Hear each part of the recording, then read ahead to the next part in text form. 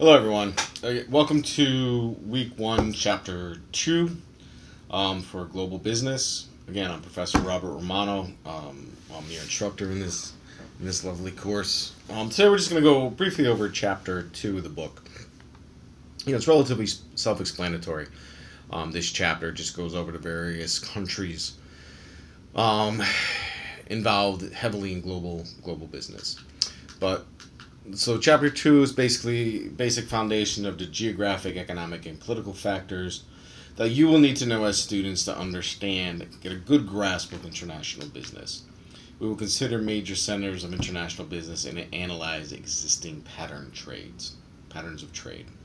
All right, so relatively easy stuff, but you have to know this stuff in order to advance in the international business world. All right, so what I would suggest that familiarize yourself with the GDPs of the various countries and look how they have changed over the last 40 years. All right, how the shifts from the United States to how it's advanced, how it's changed over to different parts, with Japan gaining, China gaining, all that stuff. So just take a look at that, analyze that, and maybe something on the quiz regarding figure 2.1. Okay. Note that developing countries, European countries, and Japan produces approximately 2/3 of the GDP of the world. Okay, so Europe, North America, when I say North America, I'm including the United States and Canada. And the country of Japan produces almost 2/3 of the world's gross domestic product. All right, the first area we're going to talk about is North America. All right, North America, for business reasons, is made up of the U.S., Canada, Mexico, and Central America, with various island nations of the Caribbean. Okay, it's that area below Florida when I talk about nations of the Caribbean. So we all know where Florida is, and just below there is the Caribbean. The United States of America, where we are right now, it says United States of American, but it's the United States of America, is the world's largest economy. All right, the United States of America accounts for 21% of the world's GDP. All right, just our country alone, the United States accounts for 21%. All right, we have the highest per capita income of any other country in North America.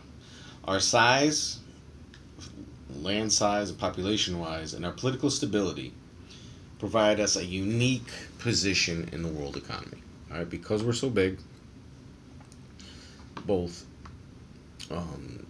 country-wise, landmass-wise, and population-wise, and because we're politically stable. We are very political. You may not think so with all the debates going on and the Republicans bickering at one another and the Democrats vying for the presidency. But we are a relatively politically stable country compared to the rest of the world. We've had our government in place for over 200 years. So compared to the rest of the world, we are politically stable. All right? And because of our position in the world, we account for 1/10 of the world trade in goods and services. And we also attract exports of lower income nations that are trying to develop. Okay? Our economy accounts for 1/10 of the world trade in goods and service, and because of our size, we also attract a lot of exports from lower income nations who are trying to develop. All right, we are also a favorite target for firms from higher income countries when they want to invest. All right, so when Britain or France or Germany want to invest, they look to the United States as a way, as a place to invest their money. All right, U.S. dollar serves as an invoicing currency. That's very easy for me to say. Right, in approximately half of all of international transactions, making an important component of the foreign currency reserves owned by governments from around the globe. When I say invoicing currency, is that currency in which the sale of goods and services dominates. Okay, so we have our major player, right? Over half of the invoicing currency of international transactions takes place here in the United States, right? It's a currency for, when you say invoicing currency, that means a currency involved in the sale of goods and services. Additionally, the U.S. also attracts money known as flight capital. An interesting thing about the United States, we attract what we call flight capital. And flight capital is money sent out of politically or economically unstable countries, all right, to us, to one perceive this country having a stable and safe financial environment, or us.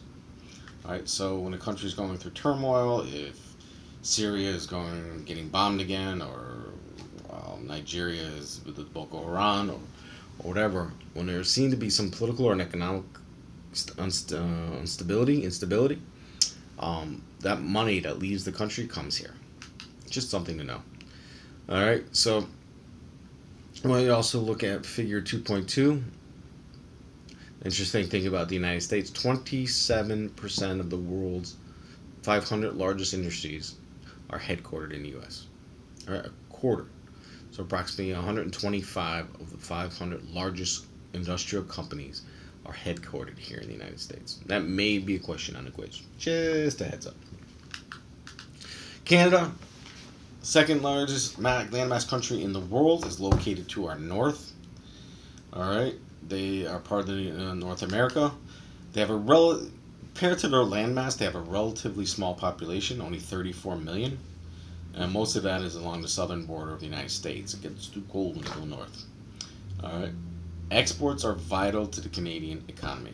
They account for 31% of their GDP, or approximately $1.7 billion a year. All right, and it's the United States where most of those exports come to. All right, because we have a country, we have close political ties and economic ties with Canada, and therefore a lot of their exports come here. Okay, interesting thing though about, we're very close. Canada and the United States are very close. We're two totally different nations. We have two totally different identities and two totally different cultures. Like I said, the U.S. is a dominant market for Canadian products. All right, as opposed to them bringing their products here, we send a lot of products up there. All right, so we receive more than 3/4 of Canadians' output in every year. Two-way trade between the United States and Canada totaled $710 million in 2012. All right, it's the single largest bilateral trading relationship in the world. It has to do with the proximity. I mean, right there. We just go right over Toronto, Montreal. They can come here. All right, Canada, strong infrastructure, politically stable country. The only thing that's a little bit unstable about them is they have this French-speaking Canada and this English-speaking Canada. But overall, it really doesn't affect them all politically. It makes it difficult sometimes for other economies, and this conflict does have an effect on some global issues, especially when it comes to labeling, the stupid labeling laws that they have in Canada, where you got to have both in French and in English. All right. The third country in North America we need to talk about is the country of Mexico. Mexico is the world's largest Spanish-speaking nation. Okay? Mexico is the world's largest Spanish-speaking nation. So if I put on the quiz, Spain is the largest Spanish-speaking nation. No, Spain is not. Mexico is. It is also the third largest economic power in North America. Makes sense. United States is first, Canada is second, Mexico is number 3. They follow a very similar federal system that we have here in the United States. However, their president is elected every 6 years. Maybe we should start thinking about that, especially with Donald Trump being in town today. All right, economically, Mexico followed this system of economic nationalism. All right, that was their philosophy, where they discouraged foreign investment and placed high tariffs on imports. All right, they wanted to protect themselves. They wanted to protect their industries. That is kind of changing over the last few years. Mexico has opened its foreign markets. All right, it's opened up its markets to foreign trade, trying to get more global. In 1994, roughly 20 years ago, Canada, Mexico, and the United States initiated the North American Free Trade Agreement between the three countries. Okay. Since then, Mexico has done a pretty good job of trying to become a global player, getting out of that isolationist philosophy that they had. They signed similar agreements with the EU, the European Union. They signed agreements for free trade pacts with El Salvador and Guatemala and Honduras, other Central American countries. And in 2004, roughly 10, 12 years ago, they signed a pact with Japan and Uruguay also. All right, so they're trying to become a global player. All right, the last area of North America we're going to talk about is Central America and the Caribbean. They make up the rest of what is considered North America. Interesting thing about Central America and the Caribbean, their total population is approximately 85 million. And their total GDP is roughly 510 billion. All right. In comparison, there's twice as many people in the Caribbean, Central America and the Caribbean, but only 33% but they account for only 33% of Canada's GDP. Twice as big, but only a third as much. Okay. Costa Rica, a country in South America, not South America, Central America, has been able to compete on the world market. The remaining of the countries have suffered over time, though, right? This has to do a lot with political instability. A lot of it has to do with the United States. Their education system's not that good. And their policies, similar to what Mexico had, their policies have created large pockets. Their economic policies have created large pockets of poverty. All right? So that's North America. Next area I want to talk about is Western Europe and the EU. And that's this area here you see on the screen. All right? We got Spain over here. I don't know if you can see that. France, my hometown, Italy, England, Ireland, Sweden, Norway, Finland, all up there. Poland. All right. Many Western European countries, a lot of ones I just mentioned, are among the most prosperous in the world. All right. They've done extremely well in Europe. They dominated the world, for most of since the Roman times. All right. A lot of the countries are part of what they call the Economic Union. Members of the EU have agreed to reduce trade barriers and investments among themselves in an effort to achieve greater prosperity. Right, the countries of Europe have come together. Got rid of a lot of their barriers when it came to trade. There's free movement throughout the European Union, and which means if you were a Spanish citizen, you wanted to work in Italy, you could do that relatively easily.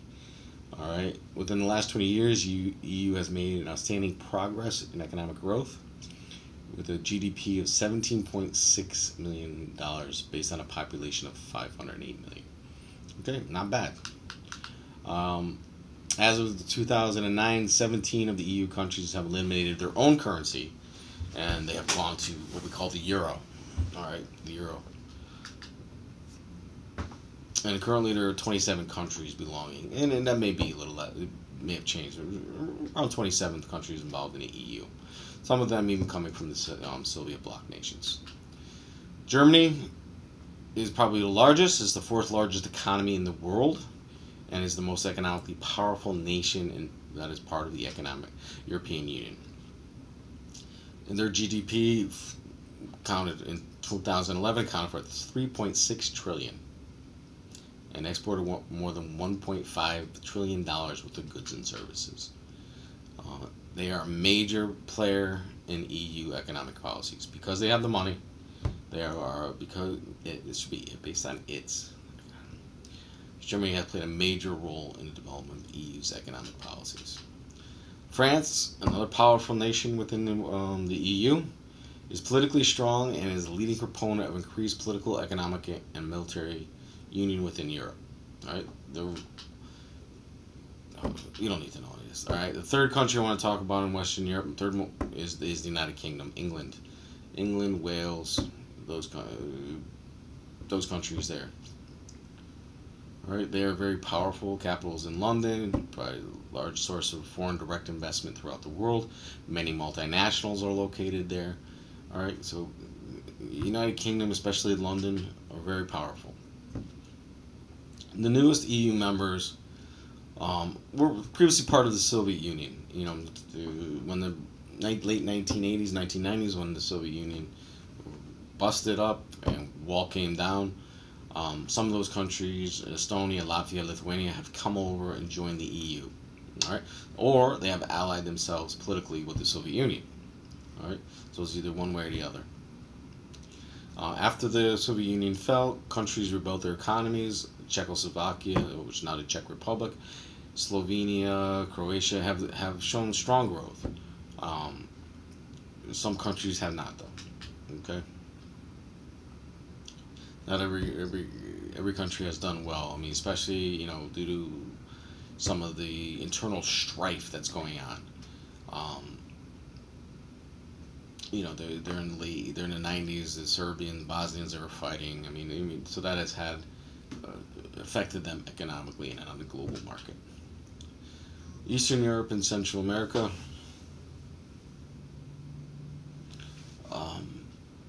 The next area we're going to talk about, Eastern Europe, some of the older and Eastern Soviet bloc nations. Central Asia, we're talking about that area, Australia, Albania, Soviet satellite states.